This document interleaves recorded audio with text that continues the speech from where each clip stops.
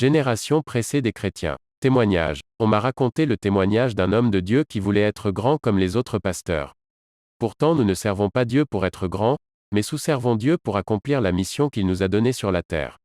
Et ce pasteur a côtoyé un autre pasteur qui a fait la proposition d'aller au Ghana et tellement ce pasteur en question rêvait d'être grand comme des pasteurs nigérians comprenez bien que tout ce qui brille même dans l'église n'est pas de l'or.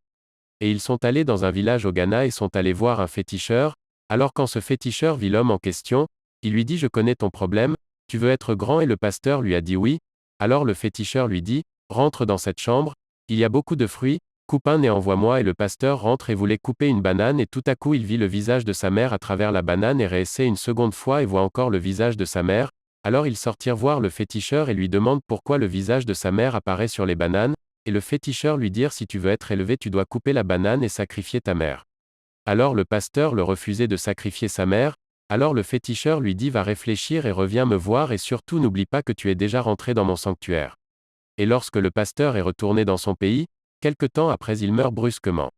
Dans la vie chrétienne on se précipite pas, nous sommes dans le temps de la fin car tout ce qui brille même dans l'église n'est pas de l'or reste tel que tu es et adore et crains ton Dieu. Cette génération de chrétiens, c'est une génération de gens qui sont pressés, une génération pressée, des gens qui ne lisent la Bible, et ne discernent pas les temps où nous sommes et ils refusent de souffrir pour Dieu et ils veulent être élevés tout en refusant de souffrir comme Jésus. J'ai vu des gens qui ont juste fait 1 an dans la vie chrétienne et se sont précipités pour aller dans une école qui enseigne la théologie pour devenir pasteur. La majorité de ceux-ci disent que Paul n'a pas duré quand Jésus l'a appelé. Il a commencé à servir en même temps. Le comportement je l'ai surtout vu en Côte d'Ivoire. Ce sont souvent des bébés spirituels que se transforment trop rapidement en pasteurs. Alors qu'ils ont besoin d'être encadrés, d'être suivis et d'être formés, ce sont souvent ces soi-disant pasteurs qui sont mal formés qui entreprennent de former d'autres chrétiens. C'est cela qui est à la base du désordre dans le milieu chrétien, c'est-à-dire dans l'Église. Ce que les gens oublient, tous les Juifs maîtrisent la Torah, qu'on leur apprend depuis leur bas âge ce qui manquait et ce qui manque aux Juifs c'est la révélation sur le Messie promis ce qui a facilité la tâche aux apôtres c'est qu'ils maîtrisaient déjà la Torah avant qu'ils ne reçoivent la révélation sur le Messie promis. Voilà pourquoi Paul et les autres apôtres, dès qu'ils ont eu la révélation sur le Messie qui est Jésus, cela est facilite et accélère leur intégration dans leurs différents ministères, puisqu'ils maîtrisaient déjà la Torah. Malheureusement pour toi ce n'est pas le cas tes parents t'enseignent comment adorer le bois, la forêt, l'eau, les plantes, les masques etc.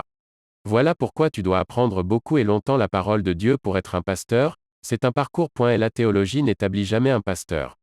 Même un païen peut faire la théologie pour sa propre connaissance. Même s'il est premier de sa classe cela ne fait pas de lui un pasteur. C'est l'Église qui forme et établit un pasteur.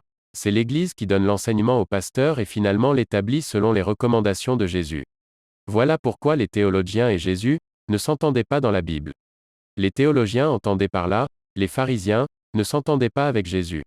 L'Église des années 80 était une église spirituelle, les gens cherchaient le royaume des cieux, parce qu'ils savaient qu'il y a la vie après la mort, selon les enseignements de Jésus.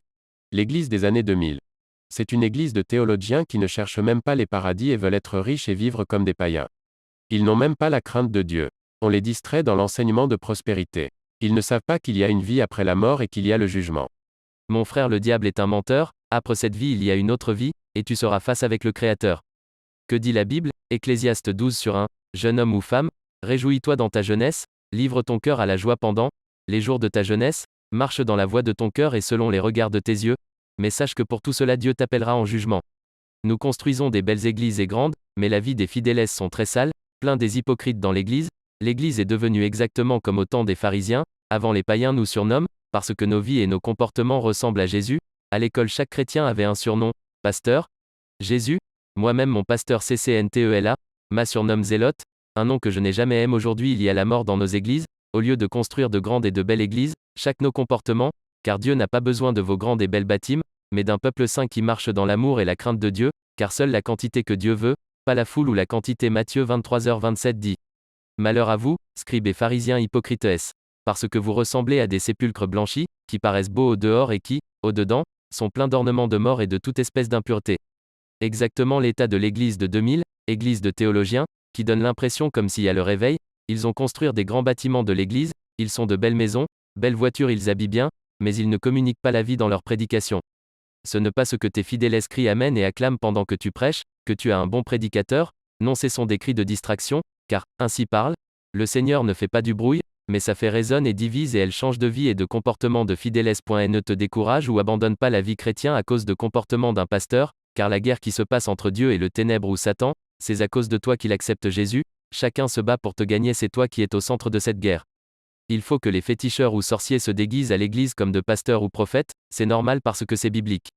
Aujourd'hui beaucoup des sont devenus vides à cause de ces faux pasteurs ou prophètes, plusieurs chrétiens fuient l'église parce que leurs pasteurs demandent toujours de l'argent. D'autres demandent même offrande de rachat ou dîme de rachat, vous demandent plus de 10 offrandes par jour. Mais vous ne savez pas que ces gens ont aussi des problèmes aux factures à payer dans leur maison. Il n'est pas interdit à un pasteur de travailler. Si tu es fâché à cause de ce message, je te dis bon appétit, Matthieu 23, 14, dit. Malheur à vous, scribes et pharisiens hypocrites.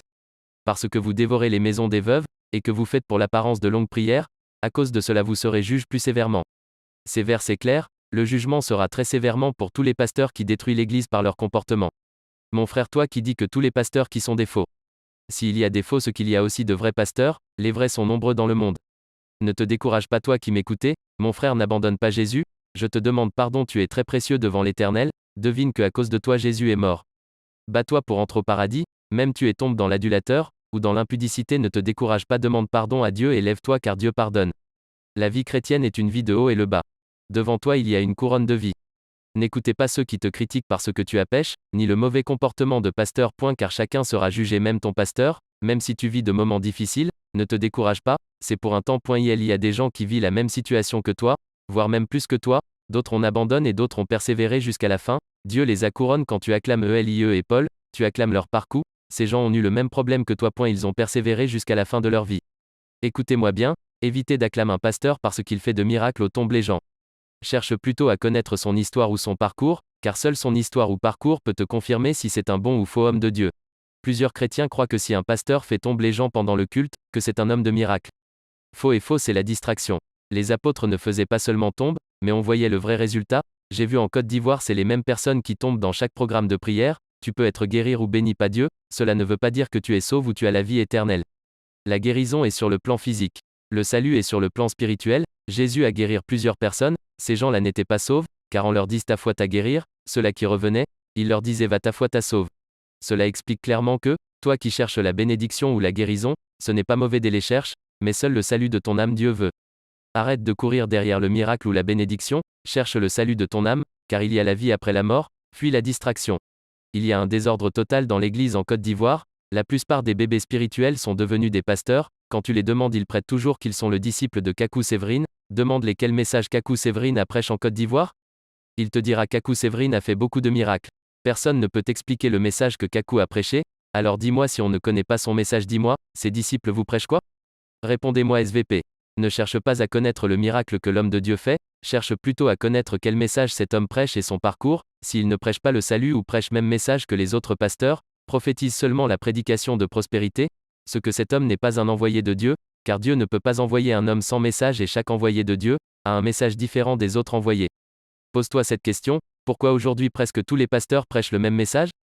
Cela signifie que nous sommes au temps de la fin, mon frère, ma sœur, le paradis existe, l'enfer aussi. Écoutez bien le témoignage de Kakou Séverine que j'ai écouté sur YouTube, titre, le témoignage de Kakou Séverine. J'ai écouté ce témoignage, je n'ai rien compris, pas d'injure. Seul le message que Dieu donne à son serviteur peut confirmer que cet homme est vraiment un serviteur de Dieu, pas le miracle ne tombe, parce que le magicien aussi fait tomber les gens et fait de miracles. J'ai dit bien arrête de te dire que tous les pasteurs sont de faux, s'il y a de faux ce qu'il y a de vrai. Kakou Séverine dit après la mort de son papa il a reçu un moment de souffrance terrible et il était menacé par un esprit de sorcellerie de son oncle selon lui. Il dit qu'il était familier à un esprit qui lui parlait comme un homme parle avec l'homme. Cet esprit, cette voix l'incitait au suicide, cette voix l'emmenait vers l'embouchure. Entre la lagune et la mer, ainsi tu pourras rejoindre tes parents qui sont morts et tu seras en paix souvent de fois, c'est-à-dire à plusieurs reprises cette voix lui disait, les bus d'Abidjan filent trop, jette-toi en bas du bus comme ça il va t'écraser et tu vas rejoindre tes parents, ainsi tu seras en paix. Il dit cet esprit l'a tellement fatigué. Un jour il était dans sa chambre, il pleurait et disait, Dieu si c'est toi qui as créé tout ce qui existe, délivre-moi de cette situation. Pendant qu'il se lamentait, il a senti une présence qui était descendue dans sa chambre. Il a fermé ses yeux durant 30 minutes, de peur que ses yeux ne croisent cette présence.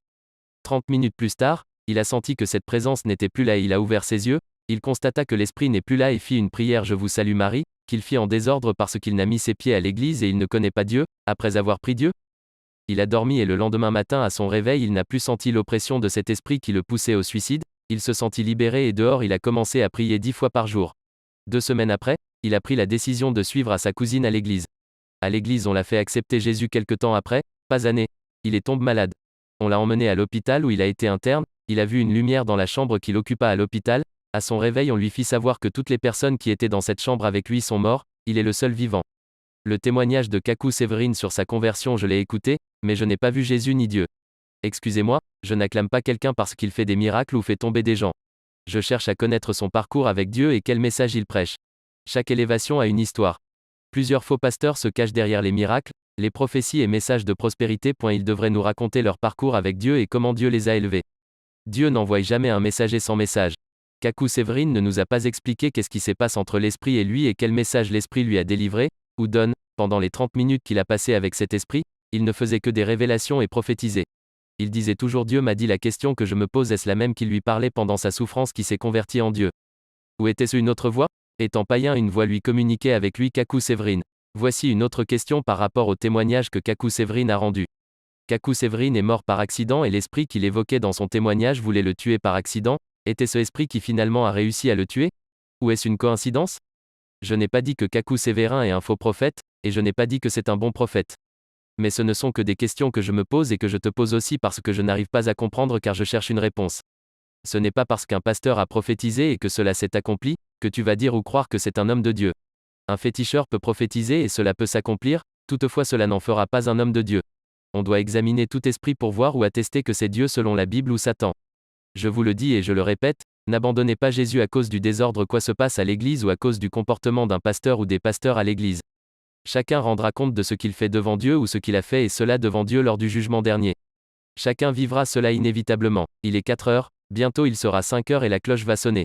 Plusieurs chrétiens on abandonne la foi, on abandonne, actuellement. Vous, toi n'abandonne pas Jésus, n'abandonnez pas Jésus, restez ferme et convaincu de votre foi en Jésus-Christ car il est Seigneur et Sauveur. Ne vous découragez pas, car nous sommes déjà nés. Battez-vous, battons-nous, pour gagner le paradis nous n'avons pas le choix, nous sommes déjà nés. Tu es une cible du monde de ténèbres, parce que Jésus t'aime plus. Tais-toi qui détruit l'église, continue à détruire pas ton comportement, tu rendras compte à Dieu un jour.